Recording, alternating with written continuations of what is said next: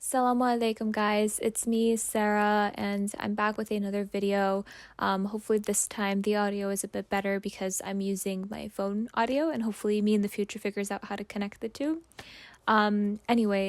So for this video essay I wanted to talk about something that is not book related but is relevant to the Muslim community, and that is how Ramadan is changing because of social media, consumerism, capitalism, because all of that falls into capitalism. And I wanted to talk about how Ramadan is different, was a bit different this year than other years due to social media and also due to the negative impacts of capitalism. So this is that video essay. So if you are interested in that, stick around because we're going to talk about it. So for this video, essentially, we're going to be talking about, has Ramadan become more commodified and becoming increasingly more about consumerism, and has capitalism has had a negative impact on Ramadan, and how has it changed, and is Ramadan becoming the next Christmas? And we're going to talk a little bit about it, and we're going to use some examples in social media, and so I just want to preface this by saying that this is a video essay, almost like an analysis of Muslim culture relating to current events and social media. So if that's something you're interested in, stick around. If that's not, you can feel free to go. But anyways, I think before we even talk about Ramadan, I know the month ended like weeks ago, but I think it's still relevant because there were a lot of things that we saw this Ramadan that it was very different from other Ramadans in the past, and we're going to talk about them. But I think before we start talking about Ramadan, I just want to begin this entire video essay by talking a little bit about myself, because I feel like before we can even start a video essay, you should know about the person who's doing it so you can know what their biases are and where they're coming from. So I am, as you can probably tell, I'm a practicing Muslim, and I have been fasting since I was 12 years old. And so fasting to me is something that I've done almost my entire life. And so to me, fasting was a time where I would basically, I as a kid, I would just fast. I started fasting full time, but prior to that, I was fasting half the days. And to me as a kid, I didn't really understand the premise of fasting. I just kind of fasted because my parents did it and my friends did it, and I wanted to be like them. And so I had a very nice Muslim community around me, and so I would fast with my family, and it was fine because my mom would take care of me so much. She would make sure I ate eggs and Pediasure and all of those good stuff. And so I was actually a lot healthier back then than I am now when I'm fasting as an adult. So I was taken care of like crazy, and then I would break my fast with my family or at the masjid. So that was kind of what Ramadan meant to me as a kid. And as I grew older, as I became a teenager in high school, fasting once again was the same thing. I think I was a late bloomer or something, I don't know. But to me, fasting was the same thing. I basically just ate a lot in suhoor, went to school, came back, and then broke my fast with my family or at masjid. So it was kind of the norm. I didn't really think much of it. And during that time, up until,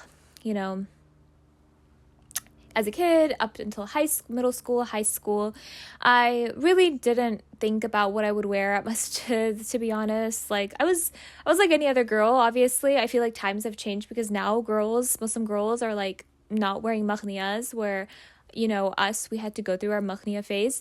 But yeah, in high school and in middle school, I would just wear whatever I had in my closet and didn't really wear abayas. I would just wear my hijab and my cute little outfit, and then I would go to masjid. And then college came, and then college, the same thing. I had one or two abayas that I would wear to masjid. I didn't really feel the need to buy more abayas than I needed to. But recently, because I think COVID up until now, I'm noticing that due to social media, or I guess the change of social media and the influx of Muslim influencers in the space, I'm noticing that more and more Muslim girls like myself and others are finding the need to buy the latest abayas to go to masjid, to go to Taraweeh, or to just do night of Qadr prayers or whatever it is. More and more of us are starting to do that. And I'm also noticing that because of social media, there are more people who are wanting to decorate for Ramadan, which there is nothing wrong with that. But I think there is another aspect of it that needs to be talked about, and that is our it's fine to decorate it, but when is it too much? A little bit materialistic when you have other Muslims that don't have that privilege of decorating. And then there's also the aspect of iftar. I mean, ever since I was a kid, we've always been very blessed to have a really nice iftar, but due to capitalism and imperialism, the ongoing genocide, it feels weird when you're blessed with such a wonderful iftar, but then your neighbors that are also Muslim, they're struggling to make ends meet, and that very same breath, there's other Muslims in Palestine and Afghanistan that literally can't fast because they don't have enough food to eat, and when they do fast, they have like a I don't know, a piece of bread to break their fast. So there is that aspect of it, and then there is social media kind of intertwined with it, because they then see the life you're living, and then that's the life they're living, and so it's like it's this really weird dichotomy, and I think we need to talk about it, and I wanted to write a video essay about it, so stick around. Fasting even is.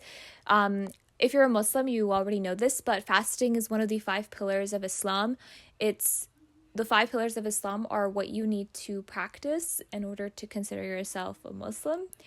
And fasting basically takes place in the holy month of Ramadan, where Muslims basically fast from sunrise to sunset, and they don't drink or eat anything. And in addition to not drinking or eating anything, Muslims are recommended to also not listen to music. They're also recommended to read more Quran. They're also required to not engage in any sort of sexual activity, and to just be a better version of themselves and get closer to God. So that's what Ramadan is basically about. It's one of the holiest months. And in addition to that, usually it's also recommended to break your fast with your family as an iftar, or even better with a community and masjid. So it's a month of supplication, a month of prayer, it's a really holy month, and all of that. And obviously there are exceptions, like if you're sick, or if you're elderly, or if you're pregnant, you are not allowed to fast, and that goes for girls on their periods too. So that is basically the background of fasting, if you didn't already know. So while Ramadan has been practiced throughout the years by Muslims of all kinds, it is only until recently that we're seeing how Ramadan is being practiced through the lens of social media. With the rise of social media and the sheer amounts of advertisements and influencers that are making videos about how each person spends their Ramadan, we are seeing a huge wage gap in their posts. And especially with the atrocities that are occurring all over the world, like in Palestine and in Afghanistan. Oh, wow. You can really see how my iPad is so bright. If you're wondering, I'm reading off of an essay that I wrote because I can't memorize all of that. But there is something very eerie when you are on social media and you see Muslims that are also fasting like yourself, but instead of them having a big iftar like you do, or talking about the latest abayas that they happen to be wearing, there are videos of their families getting blown to pieces and barely having enough to eat. And this is something that is new to the whole premise of Ramadan, where everyone is getting a 24-hour update on each other around the world and the lives that they're living. And so the question now becomes is Ramadan slowly becoming less about humility and less about inner reflection, and more just becoming something like a money-making machine for other Muslims and a time to just show off? Is that what Ramadan is slowly becoming because of social media? And that's something that I think we are all kind of seeing and wondering. And on that note, similar to Christmas, Ramadan is, as you can probably already tell, it's becoming a time where people are buying the latest abayas, jewelry, and decorations. And we can see that all over social media. I know for myself, I have seen myself getting influenced by things on social media like this. I got influenced to buy a Stanley because I saw so many people getting it. And I justified it because my other water bottle broke to pieces. But, we're seeing a lot of people getting influenced by social media, and we're seeing Muslim girls buy more abayas, more hijabs, more jewelry, more decorations. All the while, our brothers and sisters in Palestine and Afghanistan, they're seeing us, buying all these things, enjoying these things through social media. And the question then becomes is that even without social media, we should not, as Muslims, be, partaking in all of that. But with social media intertwined with it, it becomes a whole other aspect, because nobody really talks about is it okay for us Muslims? So has Ramadan slowly become the next Christmas due to capitalism? Is what we're seeing on social media okay? And these are things that, like I mentioned earlier, they're things that we're kind of asking and wondering and self-reflecting. Because Ramadan, by the looks of it, is slowly becoming like Christmas to Muslims that happen to live in the imperial core, with the decorations, the latest abayas, the gifts. The meaning of Ramadan is slowly becoming lost, and I think that's something that we need to talk about, because Ramadan is nothing like Christmas. And due to capitalism, Ramadan is slowly becoming like Christmas, and Christmas is nothing like Ramadan. Ramadan is about humility, supplication, and to consume less. But we're seeing, due to capitalism, more and more Muslims are falling prey to it, and they're consuming more than they need to through buying the latest abayas, by having these lavish iftar parties or iftars in general, and then by showcasing all of that on social media, in the midst of other brothers and sisters that are Muslims going through a genocide. It feels very materialistic and very disconnected. And there have been a lot of people on social media getting called out for that action. And obviously, there is this other aspect of it, like there have been social media influencers that are Muslim who are getting called out for this. There have been influencers who have been using products that are on the boycott list. There have been Muslim influencers who, amidst this genocide, are making content about, the latest abayas, having advertisements, and all of that. And there has been a lot of outrage over it, because it feels weird when, in this holy month of Ramadan, where it's about humility and getting closer to God and just being a better Muslim, and just seeing all of that just kind of thrown out the window for social media. And I wanted to make this video because I wanted to talk a little bit about that. And the question then becomes, due to that, is that, what can we do to fix that? Is there any way we can fix that? And there is no answer to that. I feel like very disconnected. It's not, it's becoming less and less about what Ramadan really means, and just becoming more about just making as much money as you possibly can and just showcasing all of that on social media. And we're seeing a lot of outrage over it, and rightfully so. And I guess the next question then becomes is that how do we solve this problem? Like, how do we go about this as a Muslim community?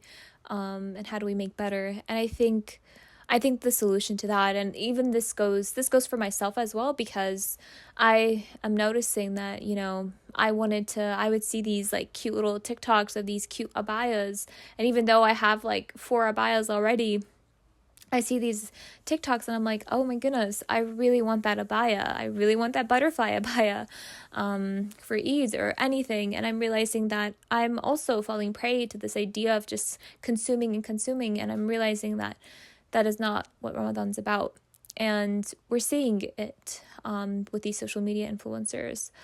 And I think the thing that I'm noticing is that there's been a lot of Muslims who calling out these influencers and saying how this is not okay and all of that. And I think it is justified in some cases, but I think it's also important to realize that these Muslim influencers who we see, who are basically selling out, I guess, giving, using boycotted items, showing their lavish iftar parties, wearing the latest abayas, capitalizing off of the genocide, capitalizing off of anything, just using this month and just making it a money-making machine.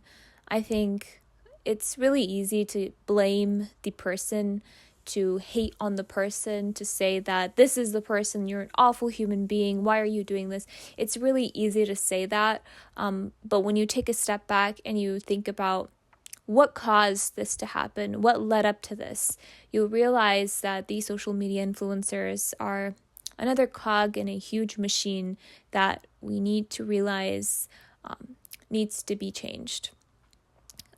There was something led up to them acting the way that they are. These social media influencers, they're a product of capitalism. They're a product of consumerism that's already enriched in our society. They're a product of individualism, to not be connected to communities, to not be connected to the global south. It's all something that is because of something greater. And while it's really easy to say a hate comment and to criticize these people, I think it's important for us to make that change ourselves, by physically showing that we're taking action in the things that we believe in. And what I mean by that is, like, for myself, like, who am I to go and judge these Muslim influencers for having these lavish iftars, wearing the latest abayas, when the other day I just bought like three hijabs from Vela Scarves because I wanted to, and they're really pretty. And I know for myself, I need to become better. I need to embody the values that I want to have. And I think we should all do that, embody those values. And then once we embody those values, or while we're embodying those values and getting closer to God and really just practicing Ramadan for what it really is, the next thing would be to think critically and try and figure out what led up to this. And when you think critically and you think to yourself, what is leading up to this situation, you'll realize that it is something far beyond greater, and that the only way we can make change is if we come together and unify and understand that there is more to gain from us being unified against a greater evil than for us to be divisive. It's really easy for us to disconnect from, or to just exclude Muslims that happen to be going on the wrong path or happen to be doing things that we don't agree with. It's really easy to do that, and there's not a lot to gain from it. But there's more to be gained, and more to be, I guess, brought upon if we all come together and unify and understand that this is all a product of the system that we live in and in society, and that we need to first embody the values that we are preaching, the values of our prophet and their family, the values of the Holy Quran. We need to embody those in our daily lives. The next thing I think we need to do is to approach everything from a place of empathy, and to realize that there is more to be gained from the situation if we talk to them nicely, to show empathy, to show compassion, and then from then on to realize that they're just another cog in a huge machine, and that if we talk about it, if we organize, if we come together, and if we use our local masjids to, I guess, do what Ramadan's about, to unify, to get connected, to be really invested in our community, and to be less about individualism and consumerism, I think that is where real change can come, and real change in a positive way, not just in our own neighborhoods, but in the other world. So I feel like that's a lot to kind of take in, but I think the main thing is that everything is changing for the worse. and that is due to capitalism. And just like in everything is interconnected. The fact that we as Muslims live in the imperial core and are buying the latest abayas, while there's other Muslims who are basically in these slavery-like conditions where they're creating those abayas in these factories. And then we see those very same other Muslims in another country getting killed by bombs that happen to be funded by companies that we see in our day-to-day lives in our own imperial core countries. So everything is connected, and it's all connected by one system, and that is capitalism. And I think when we realize that, and realize that the only way to fight against this and to make change is to embody those values and to become unified as a community, that's when we can see change. So that's kind of the video I wanted to make. I know I feel like I went on a tangent, and I hope some of it made sense, but I think that's kind of what I wanted to talk about. And I don't know, Ramadan ended, but maybe one day I'll make another video that goes more into depth about how anti-capitalist Ramadan is, and fasting and Islam in general. But I think I wanted to make this video because I feel like there has been a lot of talk about the role social media plays when it comes to Ramadan, and the role that we play, and the role influencers play in general. And I just feel like I wanted to have my take on it. Anyways, I hope you all enjoyed this video. I hope it made some sort of sense, and I hope you like this content. I know it's not really about books. It's not really about anything I've made in the past. So I hope you really like it, and I hope this microphone helped somewhat. But anyways, I hope you all had a wonderful Ramadan, and if you're watching this next year, inshallah, and you're about to fast, I hope you watch this and make dua for me. And yeah, anyways, and you can feel free to find me on TikTok. I'm on there for fun. I'll post and repost funny stuff, or something something educational. I'm also on Instagram. I post on my story occasionally, and I post sometimes a photo or something. And I'm also on my blog, which you can also read. I like to write, and so you can find me on all three of those platforms. And I also there's this charity that my local masjid donates to, that is building schools in Afghanistan, and I'll link them down below. Inshallah, when this video goes up, I'll also be donating money, because I definitely need to. And you guys should also totally do that. And that's that. And so I hope you all enjoyed this video, and if you want to connect, my email is also down below, so if you want to email me for any reason, you can also do that. So anyways, I hope you all, thank you so much for subscribing. Also, I can't believe we reached 164 subscribers. I'm so thankful. But anyways, bye!